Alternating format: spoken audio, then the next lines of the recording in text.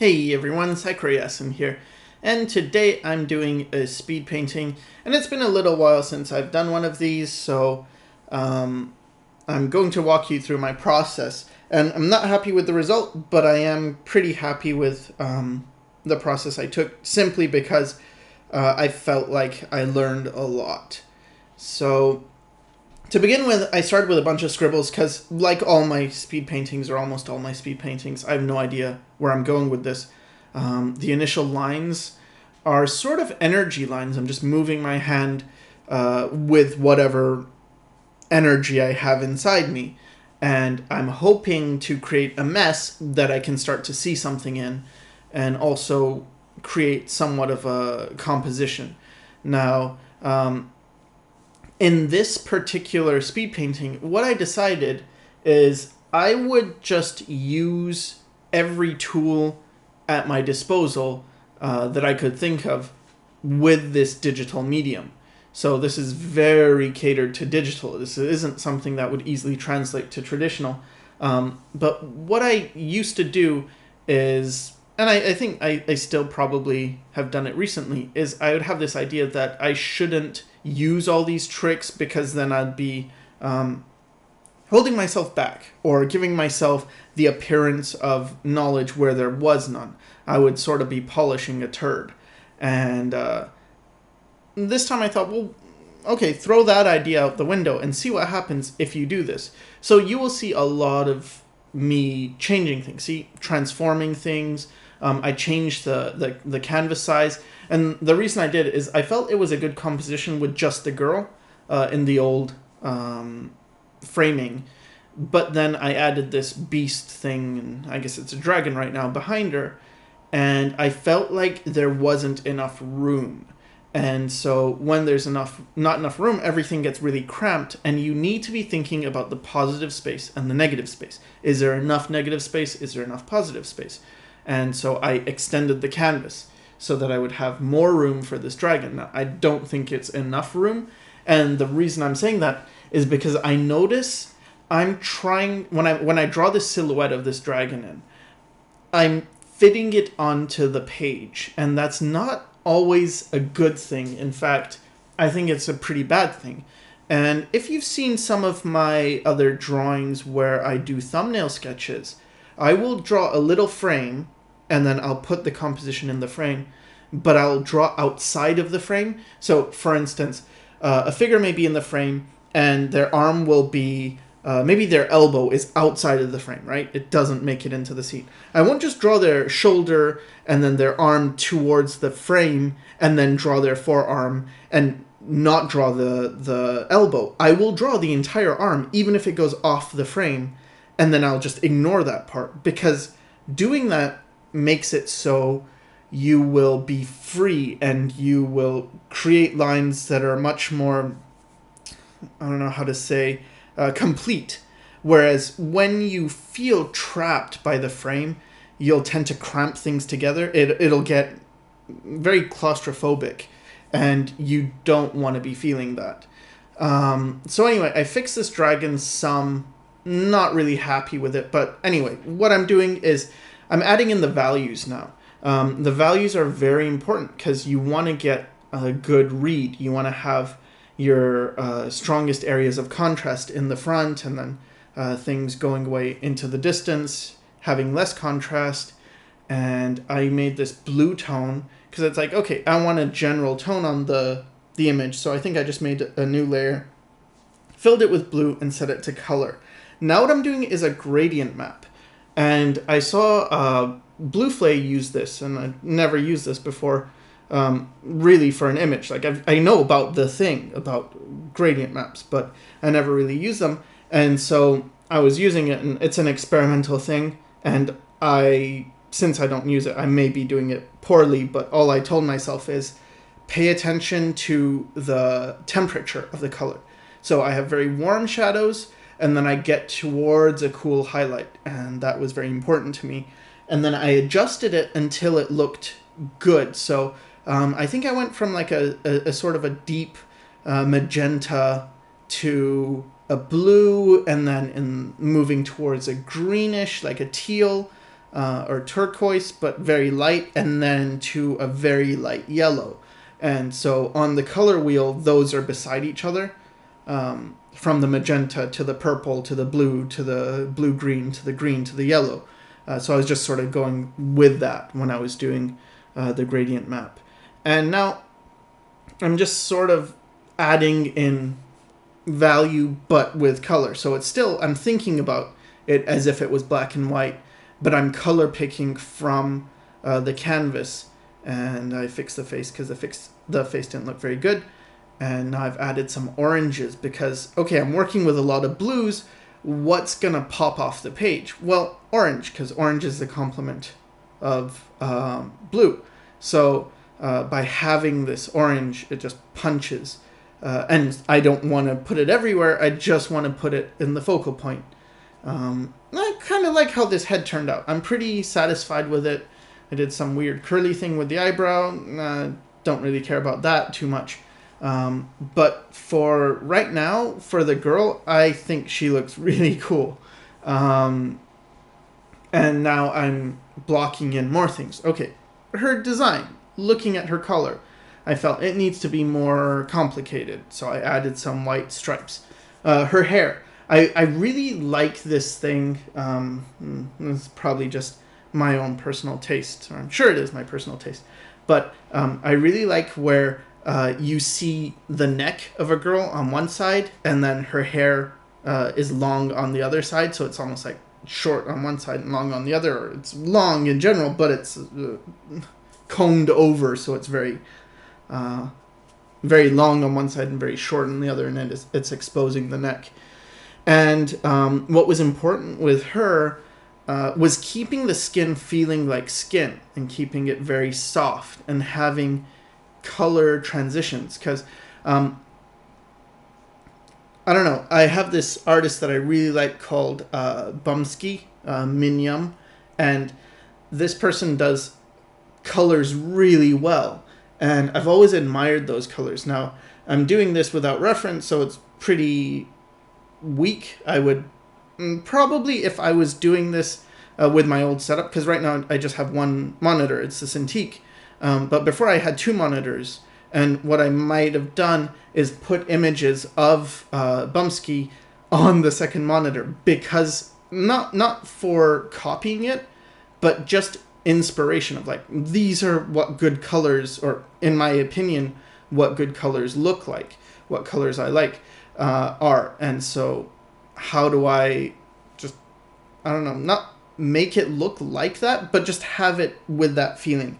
Now, I also did something else which I've never done, is photo bash, and I don't think I did a really good job of it. All I wanted to do was get some texture on the page, some grit, and I've seen people use photos to get this effect. And so I put it on there, but I pretty much painted over it already, and so I guess that's not good, but yeah, it was nice while it lasted. I'll probably throw in some more later. And now I'm working on this dragon because I wanted to make it have more sense to it, because it's doing this thing. I thought, okay, so maybe it's got wings out. And the other thing I wanted to do was get rid of, like, I had a moon or a sun there, and I actually really liked it. And I've been experimenting with the smudge tool in this video as well. I never used a smudge tool before, and in this video I'm like, okay, let's try the smudge tool.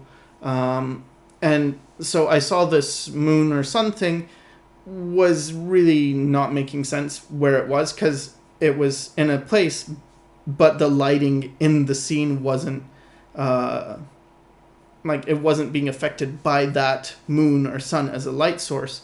So I had to get rid of it because it didn't make sense. And here's something that, like, this stage is where you're trying to fix things, right? So you can notice that there's a big change in the energy from when I looked at the girl initially and it was just blue, and I'd put in the first marks of the orange around her eyes and her lips. It still felt really cool to me and very fresh. And the more I work on this, the more I render it, the more dead it feels. And this is something that's always plagued me. It's this feeling that the more you work on a piece, the more you're killing it. The more you polish something, the more it loses energy. And I still feel this way. Even when I look at very good artists, like when I look at comic book work, and I look at the pencils of the comic book artists, I really like the pencils.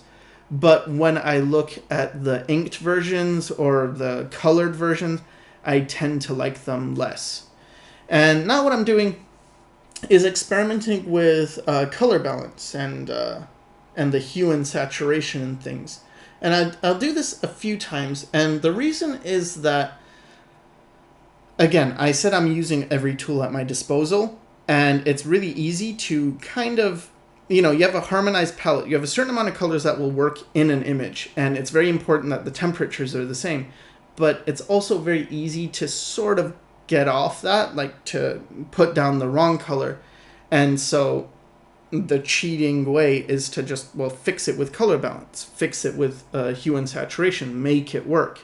And what I'm doing now is I've created a luminosity. I set a layer, filled it with black, set it to color, and put that at the top, and that makes everything black and white. Then I made a new layer, and I made it luminosity. So now what that means is when I paint, it's only going to affect the value, but it's not going to affect the color. So the colors are going to be messed up at the end, but the values will be better. So it's kind of a trick you can do, so long as you understand that. Be careful with what colors you put down, because you're going to have to fix the colors later on. But again, I can just make a new layer, set it to color, and paint and fix the colors, or I can use a color balance adjustment layer and then again fix the colors, make sure they're all in harmony. And here I'm adjusting the levels and I'm adjusting the curves, and it's not so much like I know what I'm doing, because really I don't. This is one of those videos where I really don't know what I'm doing. I'm just sort of guessing, like, what have I seen people do, or what do I think people have done, and then just trying to replicate it. So here, for instance, I'm trying to bring certain things forward and certain things back. So I'm using the lasso, and that's something I use anyway. But I'll go to dark areas and then put light areas behind to pop the dark areas out. Or I'll go to light areas and put dark things behind to pop the light areas out. And it's a constant play between light and dark. You want your image to jump between light and dark and light and dark. And the more I'm working on the dragon thing, I kind of like certain parts of it. So the neck, I kind of like the texture of it, but not really. But it's okay. But I'm really disliking the face, the way it's going. It just doesn't feel cool. I think in the earlier sketch, I had a much more unusual fin, like the fins that are coming off the side of its head. Because it sort of looks like a Leviathan, but, well, at least a Final Fantasy Leviathan, not the biblical one. I'm not sure what that one looks like anyway. I think it's just a whale. But anyway, yeah, so now it's like a dragon thing with fins. Okay, this is very important. What I'm doing is I'm redlining it. So I saw that the painting was kind of messed up, because you saw how I started it, right? I just scribble and then try and make sense of it.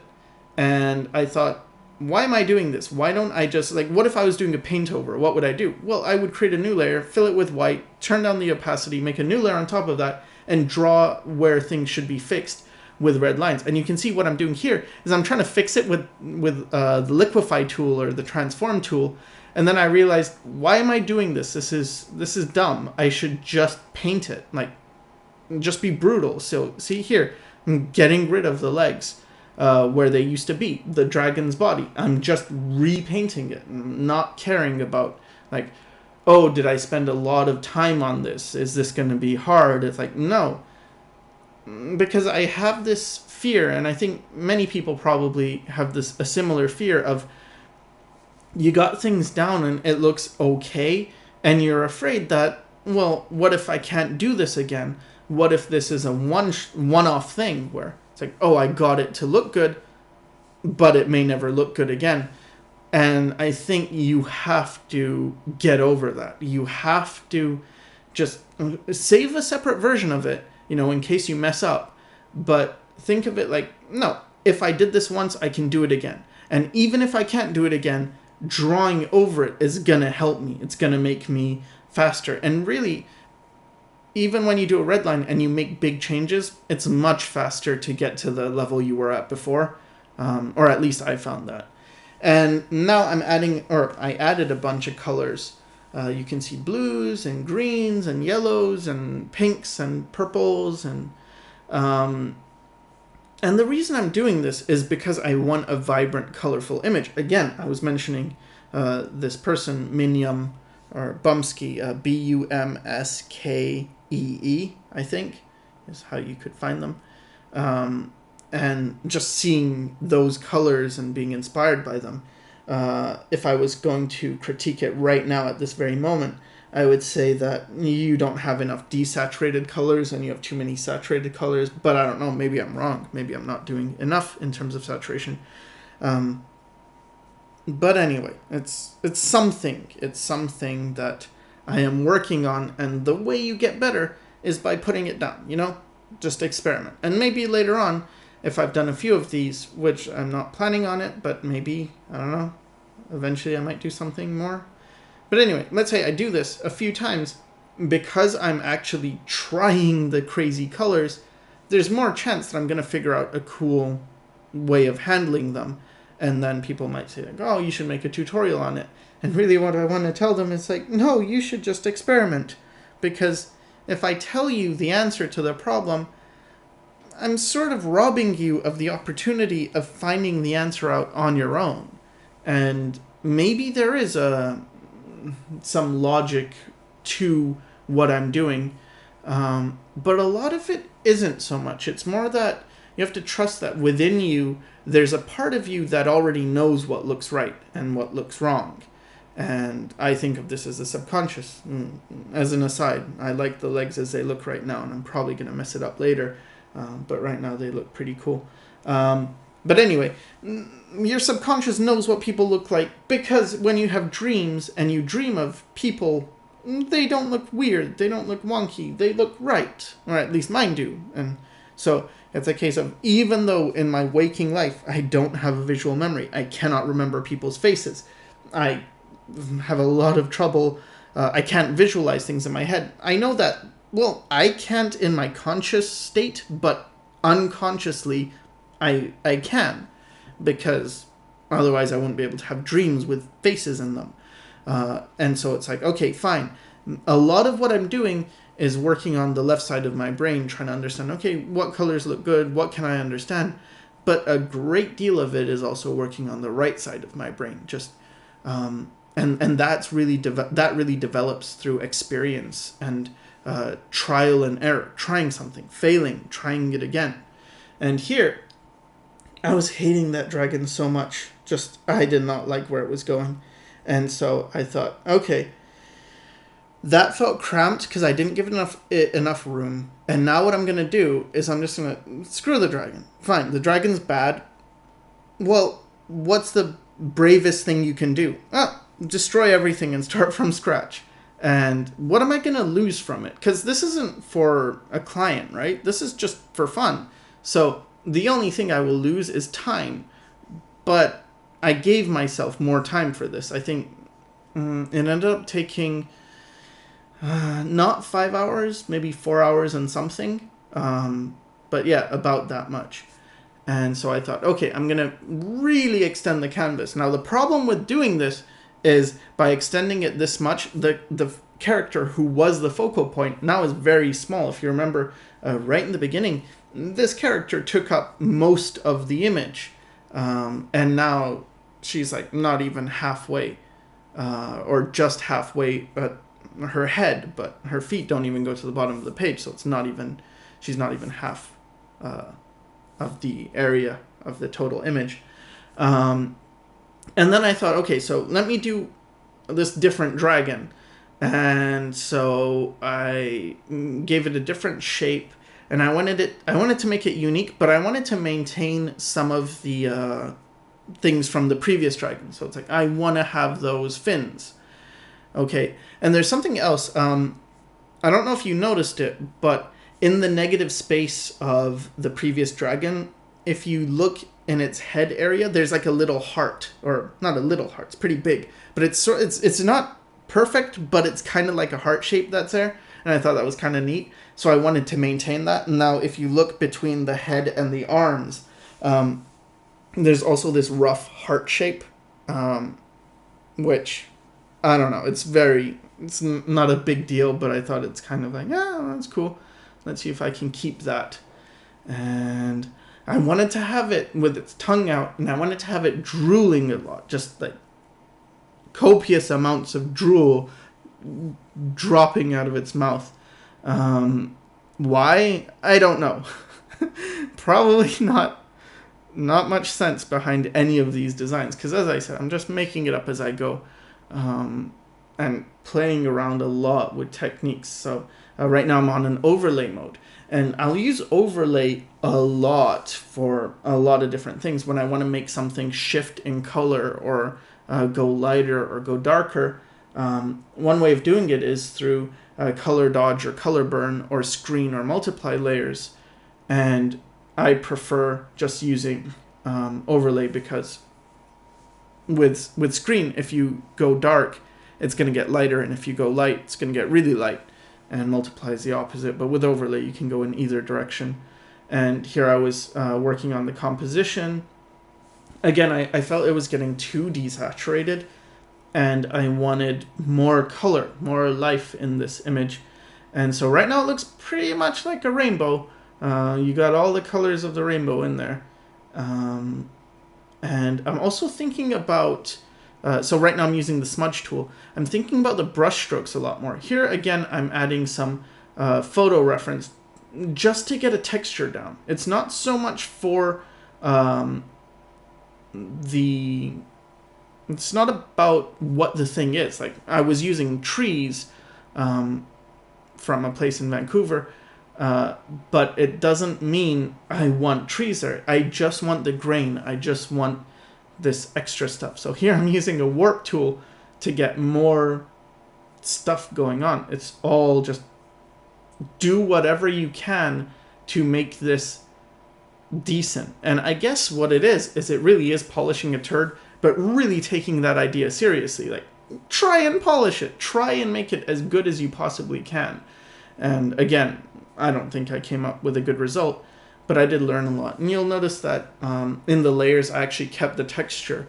And I noticed that whenever I was putting the photo texture on, when I was painting over it, I was just losing the texture pretty quickly. So I decided, fine, have the texture on its own layer, turn that layer off, and then just have it sitting on top. And then at the end of everything, you could put that texture back.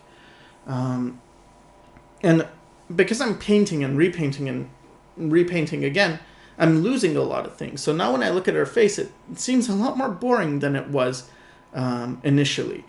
And this monster as well.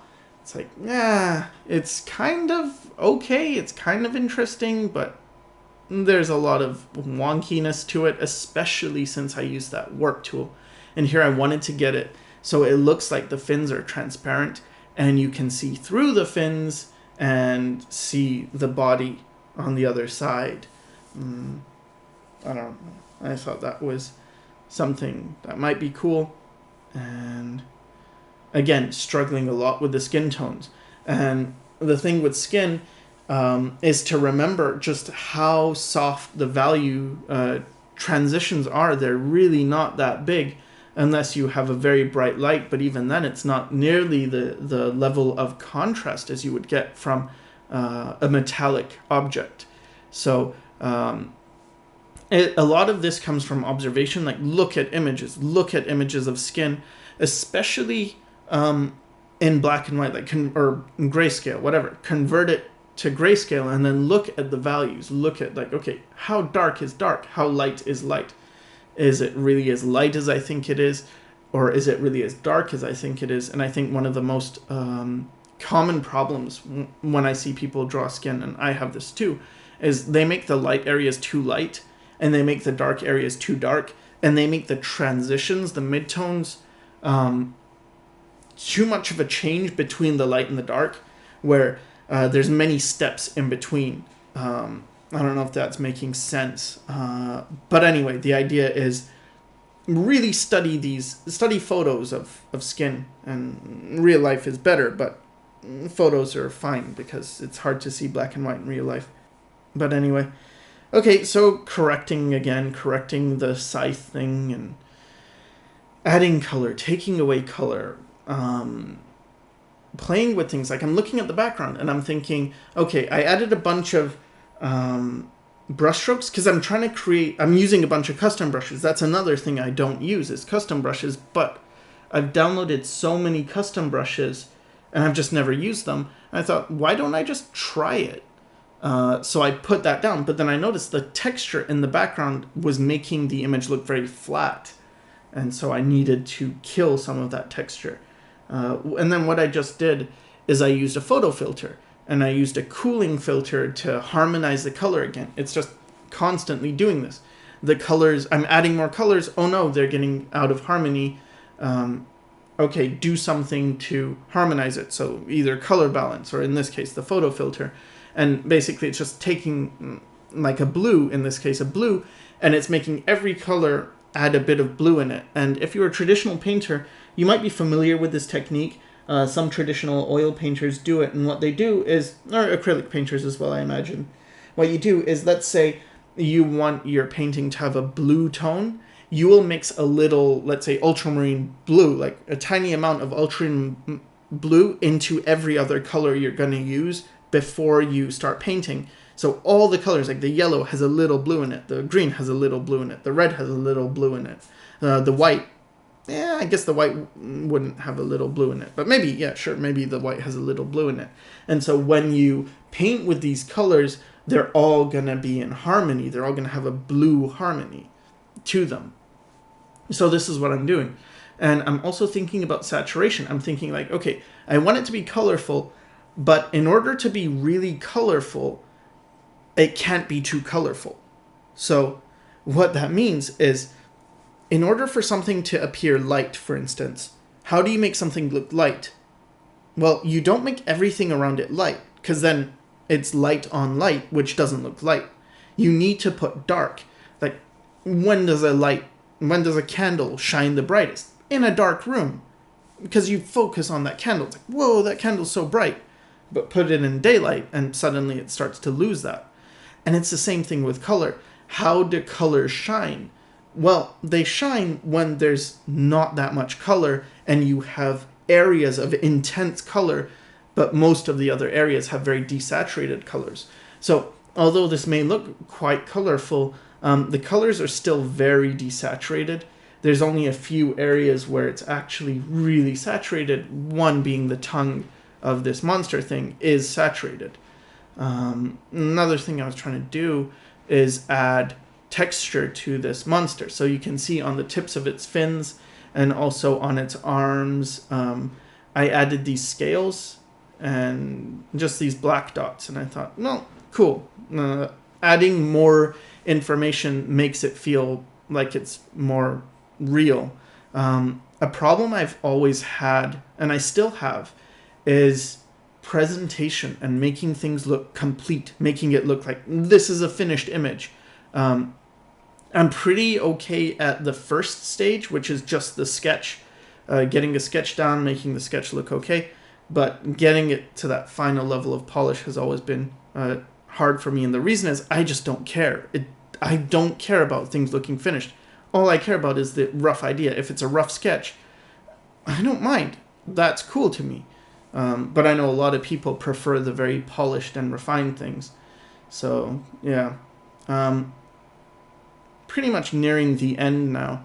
I'm trying some subtle adjustments, and again another photo filter, this time with purples, playing around with curves again, seeing if I can make things more interesting, and adding just every different kind of layer type I could think of. Here's a color burn, and I'm just erasing where the lights would be, getting close to the end. So checking my values all the time, and then finally a color balance layer to make sure all those colors are in harmony. And then I added a Gaussian blur, and I put it to soft light, And what this does is it brings out the lights from the dark, but then I reduce the opacity a lot so that you get the effect of it, but it's not overwhelming. Alright, so I thought a good way to end this is to just do a review and go over the steps of the painting and explain again my thought process. So here's this first stage, and I really like this stage better than any others, and if I had it my way, I probably would just stop here, but I don't think it's acceptable to people to see such unfinished work. But anyway, I like the energy in this. I saw that, of course, the light doesn't make any sense where it's at, and the light and the shadows are kind of, not right. So I had to move here and here. Okay, yeah, defining the dragon more, and I'm liking it less and less.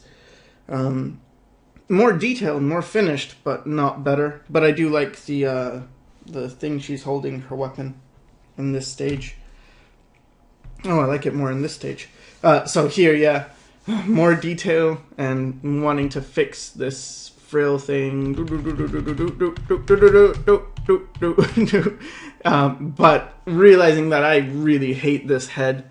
I don't know. I hated the body of the dragon. It all felt so contrived. It's a decent composition in terms of the rhythms, but as far as being an image that I liked, I don't think so. And I also fixed the proportions of the legs and stuff. And so here I changed it up and wanted to give more space and define the monster more so it's one thing. And here I cropped it so that we're closer in, but I needed the space so that when you have more space, you are not limiting yourself. You're drawing as you should, very free, and then it's better to frame it smaller after the fact. But I didn't like his mouth because I felt like it was an old man's mouth and just didn't work. So here I fixed that and added some details and pretty much almost done. And then here just some final color adjustments and some more polish. But that is all. And so I hope you learned something from this video, and thanks for watching.